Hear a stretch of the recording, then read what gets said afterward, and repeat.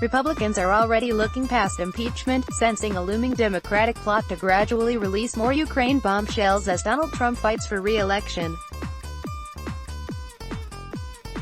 Even with the president's impeachment trial racing toward a swift acquittal for Trump, Republicans have seen a drip of information in recent days about Trump's role in pressuring Ukraine to investigate a political rival.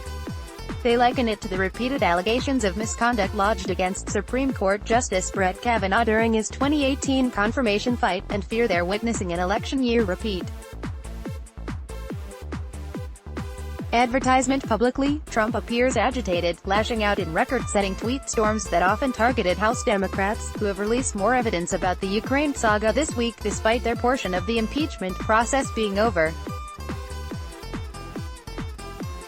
On Friday, Trump started tweeting at 6:18 a.m. Less than 2 hours later, he already sent more than 50 tweets, including one lamenting that his defense team was being forced to present its case Saturday during the Death Valley of broadcast time slots. The impeachment hoax is interfering with the 2020 election, but that was the idea behind the radical left do-nothing-dem scam attack, he wrote. They always knew I did nothing wrong. Privately, however, Trump and his allies are relieved that the trial hasn't resulted in any surprises and that none of the recent information dumps have appeared to hurt the president politically, according to interviews with half a dozen Republicans. In part, they say, Americans have been inundated with information, meaning none of it is sticking. In the short run, they feel they've won. Behind closed doors on Thursday night, Trump cracked jokes and mocked Democrats for what he dubbed impeachment light, a term he's used at recent campaign rallies, and remarked that no one was watching the trial at a Republican National Committee meeting at his resort, according to a person familiar with his remarks. Most of his 90-minute speech focused on the 2016 race and his accomplishments as president, the person said. Trump told others that the trial was boring, and that he didn't think the process had damaged him, according to a person who spoke to him this week. It was the same message the White House was sending out to its surrogates. The House's impeachment managers recycled the same tired attacks congressional Democrats have been using for months, according to White House talking points obtained by Politico. We learned nothing new from their presentation, just wasted more time on this partisan hoax.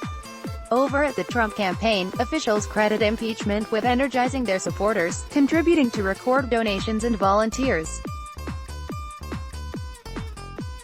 The campaign previously announced that it raised $46 million during the final 3 months of 2019, its largest quarterly haul, using fundraising appeals that portrayed Trump as a victim of Democrats out to destroy him during impeachment. The campaign didn't respond to questions about more recent fundraising numbers. In the long run, however, Trump's allies worry something more sinister looms. More document releases. More investigations. No one in this building believes House Democrats are done with impeachment, a White House official said. I wouldn't be surprised if they launched a dozen more sham investigations between now and Election Day. Trump is accused of conditioning millions of dollars in military aid to Ukraine, as well as a much-desired White House meeting for the country's leader, on Kiev launching an investigation into Joe Biden and his son, Hunter. Trump and his allies contend that the desired probe was part of a broader effort to eradicate corruption and uncover foreign wrongdoing in the 2016 presidential race, not an attempt to undermine a potential 2020 rival. The House eventually impeached Trump over the scheme, approving 2 articles, one alleging abuse of power, and the other alleging obstruction of Congress. The articles were approved along a near-party line vote.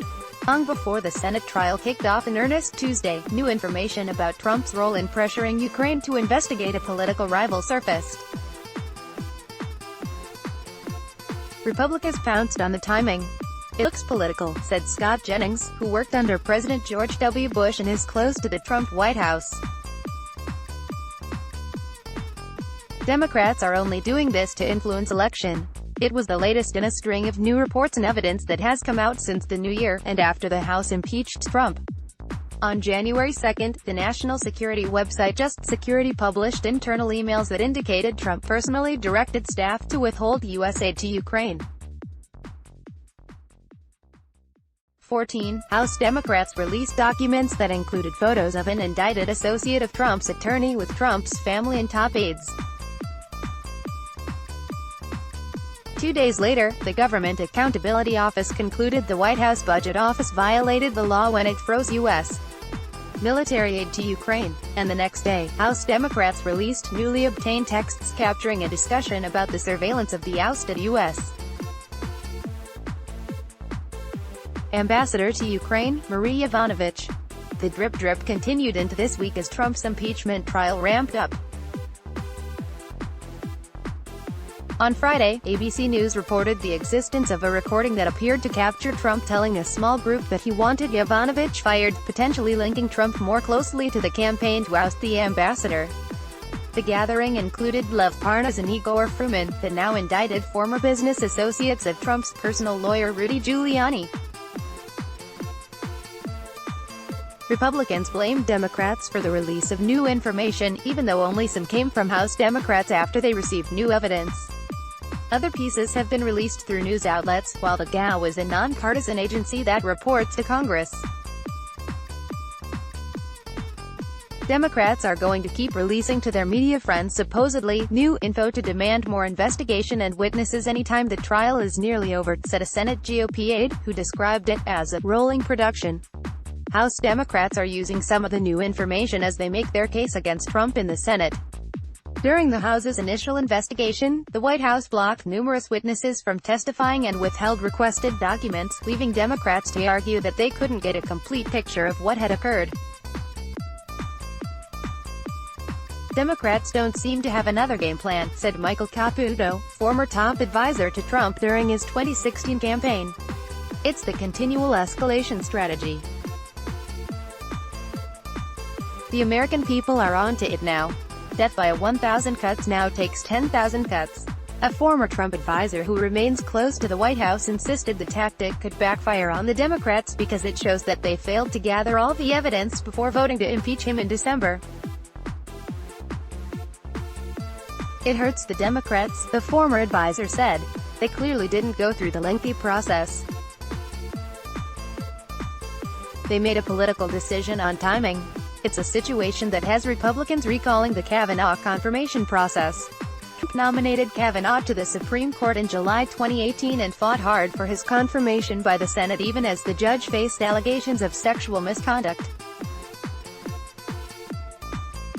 The Senate narrowly confirmed Kavanaugh with a near-party line vote. Trump often mentions Kavanaugh's confirmation as one of his greatest accomplishments, repeatedly decrying how Democrats treated the judge. It's the same exact model, said an outside advisor. We lived this with Kavanaugh. Gabby Orr and Meredith McGraw contributed to this report. Let's block ads.